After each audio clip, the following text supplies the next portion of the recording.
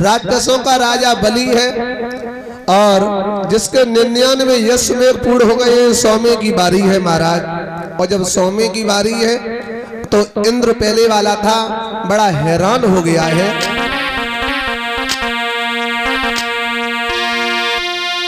तो इंद्र भयो हैरान और छोड़ी मैदान भजो जब भाई, और विष्णु के दरबार में के इंद्र पोती गो जाई।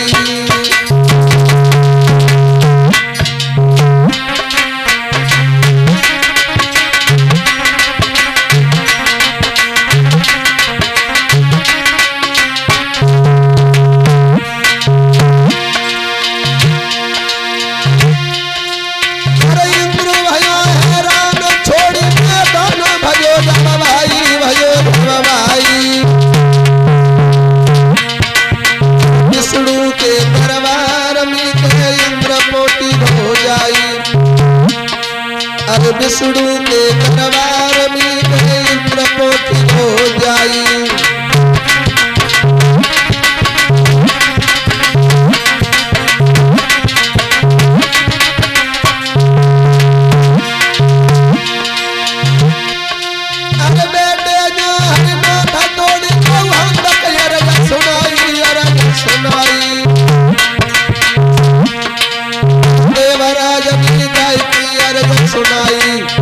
देवराज अपनी गायकी अर्ज सुनाई।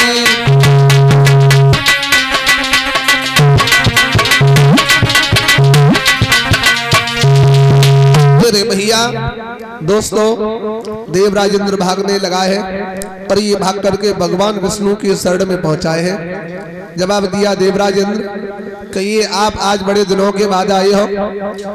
तो जवाब दिया है प्रभु आप मेरी रक्षा करो। जवाब दिया क्या हुआ कि राक्षसों का राजा बलि है, जिसके 99 यश में पूर्ण हो गए, 100वें की बारी है। आप किसी तरीका से मेरा इंद्रासन बचा दीजिए। लेकिन मेरा तो इंद्रासन जाएगा, प्रभु हो जाएगा, लेकिन देवता के ऊपर बहुत बड़ी मुसीबत आ जाएगी है? हाँ, इस तरीका से आप किसी न किसी तरीका से मेरा इंद्रासन बचा दीजिए। दोनों हाथ पकड़ लिए हैं देवराज इंद्र ने।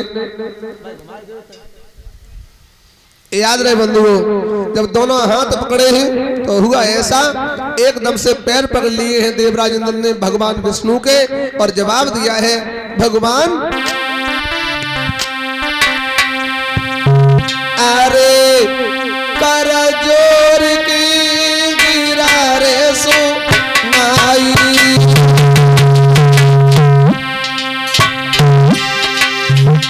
और से मत लाई।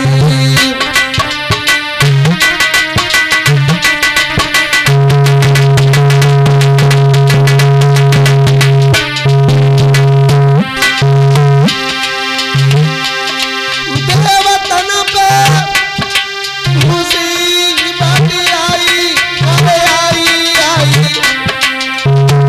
आई,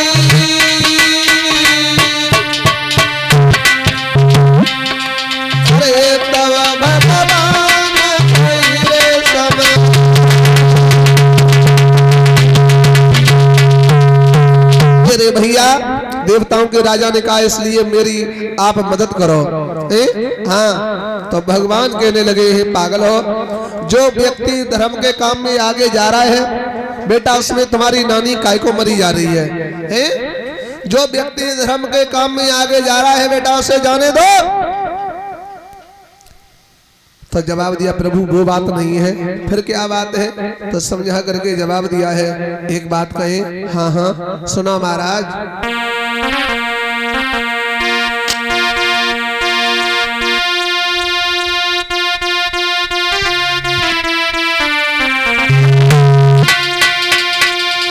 कि गंगा की बढ़ती धारा को अपांगनी न बहानी जाए, नदी न बहानी जाए।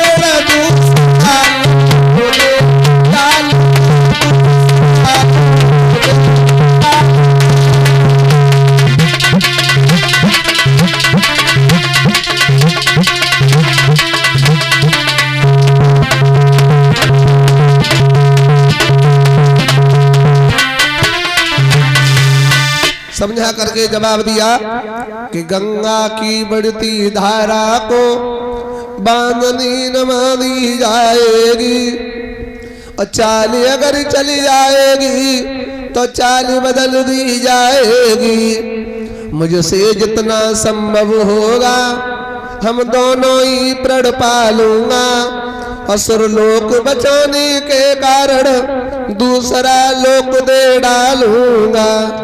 मुझसे जितना भी संभव होगा मैं तुम्हारे काम करने के लिए तैयार हूँ। क्यों? तुम्हें एक बात नहीं मालूम है इंद्र, अगर गंगा के अंदर बांध लगाओ तो क्या बांध लग सकता है? नहीं लगेगा। अब तुम उसके 99 यशमेघ पूर्ण हो गई, एक यशमेघ बचा है। अब हम भला क्या कर सकते हैं? माँ करना जितना हो सकेगा मैं उतना काम करेंगे आपके लिए।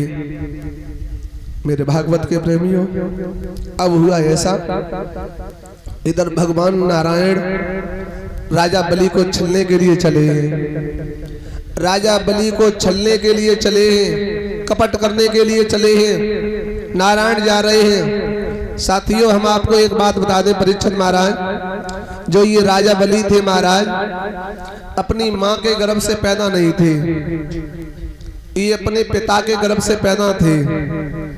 अब भला ऐसा हो सकता है?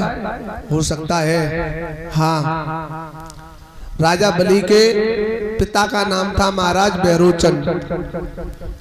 बैरोचन के राज्य में शेर और बकरी एक ही घाट पर पानी पीते हैं, किसी बात की कोई कमी नहीं है महाराज। कमी है तो है महाराज, केवल एक संतान की कमी है।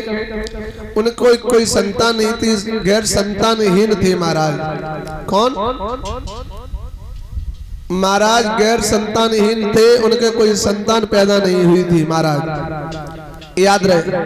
तो एक दिन महाराज बैरोचन से उनकी पत्नी कहने लगी है, महाराज समाज के लोग तुम्हें नरवंशिया कहते हैं, मुझे भांज कहते हैं, आने वाले समय में हम क्या करेंगे क्या नहीं करेंगे मुझे कोई समझ में नहीं आ रही बात है। हाँ, अब हुआ ऐसा तो रानी समझा करके बोली है, महाराज कोई उपाय करो जिससे हमारे घर में कोई संतान पैदा हो जाए। अब समाज तो बैठने के लायक भी नहीं है, समाज में विद्वान लोग हमारे घर में भोजन भी नहीं कर सकते हैं, इस बात की हमें बहुत बड़ी परेशानी है, कोई उपाय करो। वहां पर एक कवि ने कल्पना कर दी है महाराज। क्या की है कल्पना?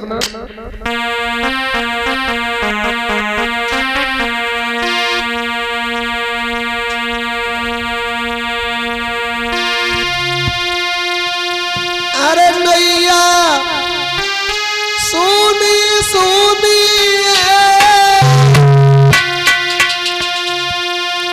और पतवारी के बिना,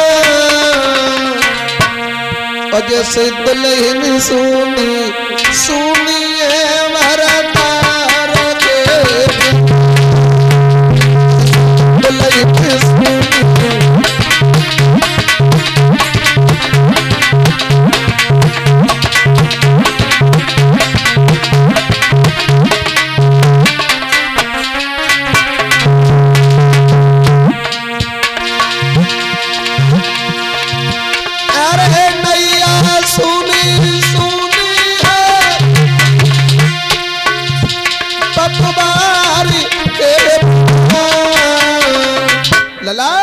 और जैसे दुल्हन सोनी सोनी है के,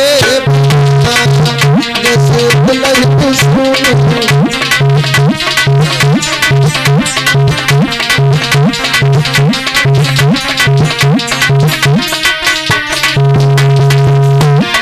महाराज राखी तो कलाई बिन, नंद तो भजाई बिन, और ठंड तो रजाई बिन लागे, चार लागे।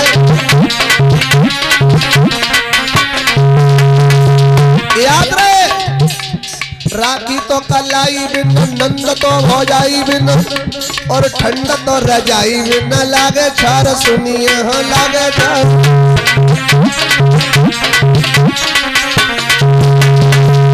लेकिन महाराज अरे नेता सुनो सुनो है,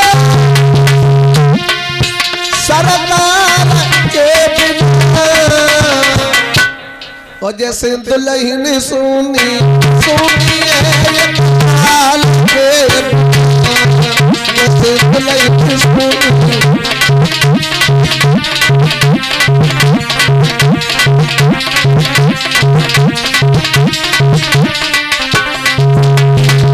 और महाराज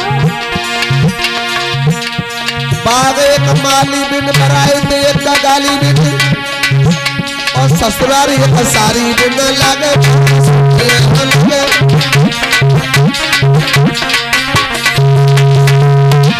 हाँ, बाग में माली नहीं होगा तो बाग अच्छा नहीं लगता है। उसी समय कल्पना की है बेटा, अरे बाग एक माली बिन बराए थे, एक गाली बिन। परीक्षण महाराज सारी है और ससुराल एक सारी भी न लागे चार सुनिया।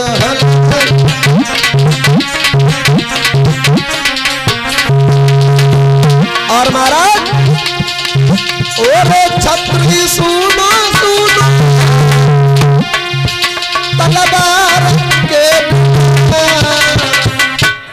और जैसे दुल्हन सुनी सुनी है ये काल के, जैसे दुल्हन सुनी।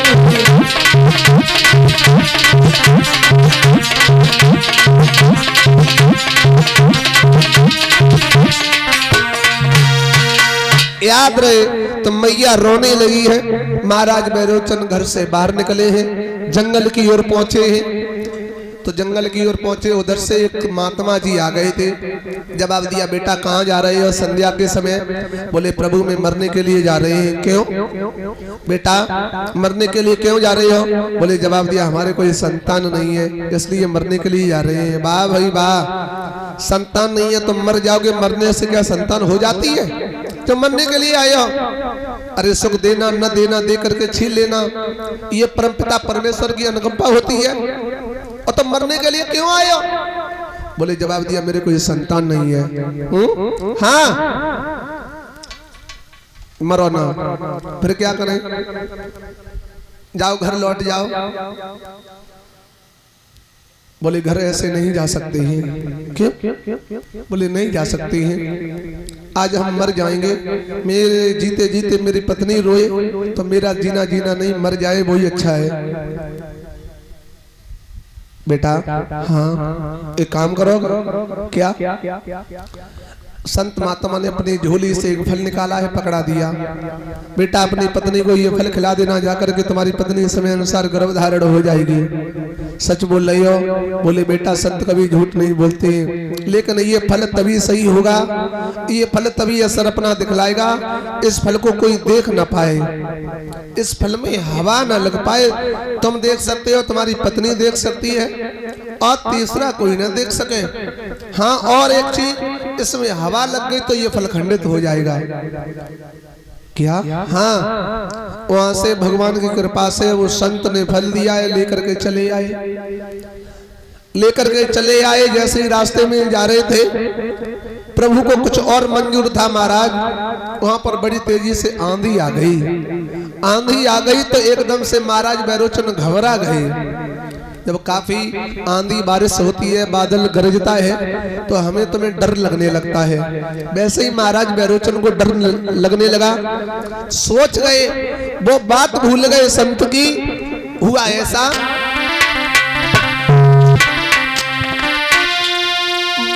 बड़ी भयंकर आंधी रे उठी आई पंचो भारी।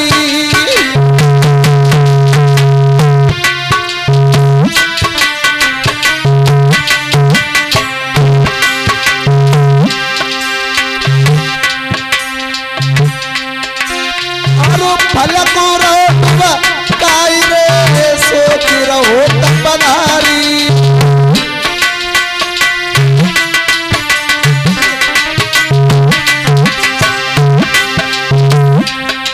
महाराज संत की बात हृदय गई खाई, और लेकी फल को हाई भूपन को गई खाई। अब तो भाई समय की उधरम बात बालक आई गो। अब तो भाई समय की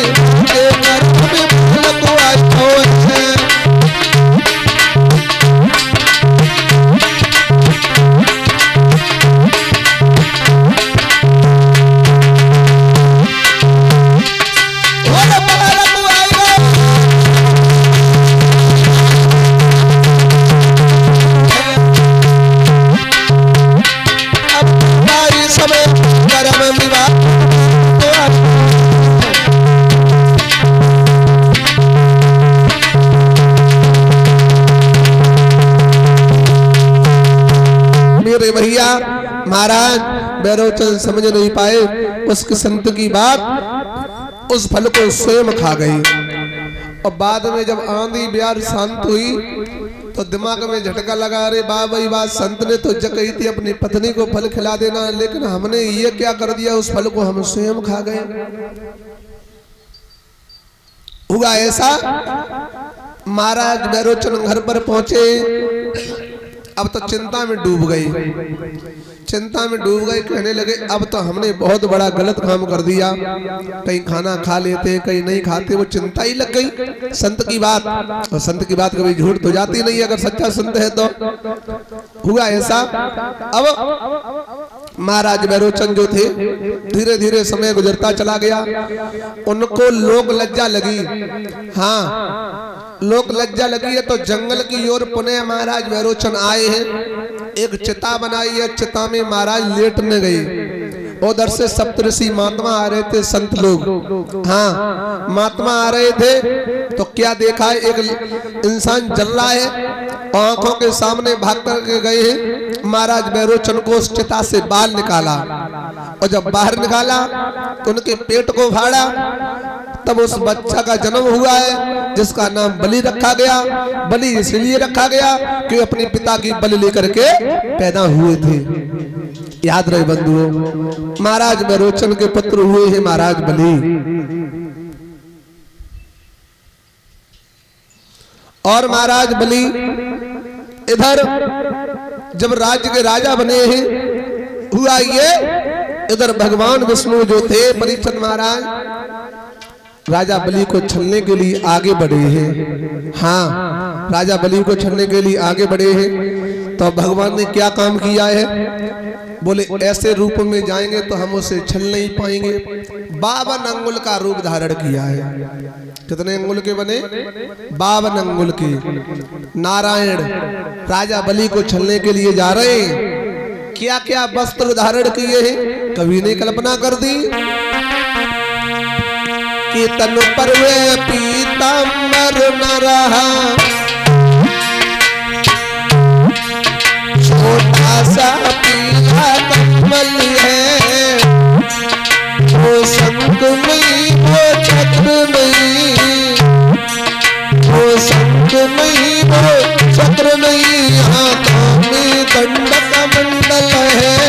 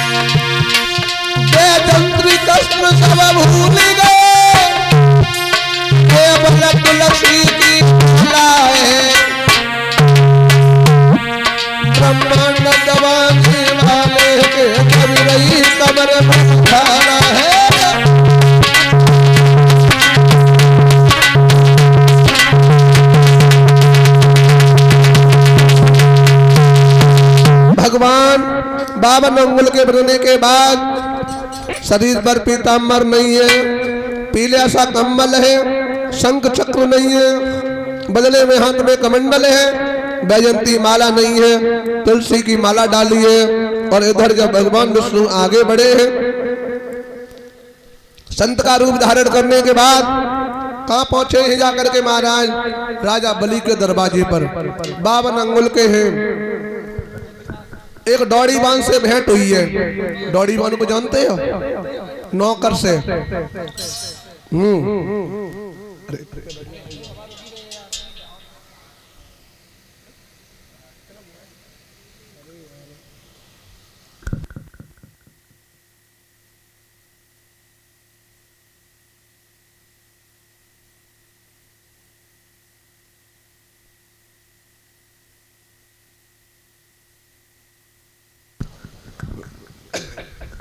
और इधर हुआ ऐसा महाराज, 52 अंगुल के बनने के बाद भगवान डोरीवान से भेंट हुई है, पहुंच गए हैं। जवाब दिया है बेटा, बोले कहिए संत महात्मा, ये राजा बलि का दरबार है। बोले हाँ राजा बलि का दरबार यही है, क्या अपने राजा से मुझे मिला सकते हो? जवाब दिया हमारे यहाँ संत महात्माओं का तो बड़ा सम्मान है। हाँ, वो डोरीवान भागा है और भाग करके पहुंचा है राजा बलि के दरवाजे पर। दोनों हाथ जोड़े, महाराज हमारे दरवाजे पर एक संत महात्मा आए हुए हैं और बड़ा अच्छे संत हैं, पहुंचे हुए संत हैं, 52 अंगुल के संत हैं। इधर राजा बलि एकदम से गद्दी से उछला है और गद्दी से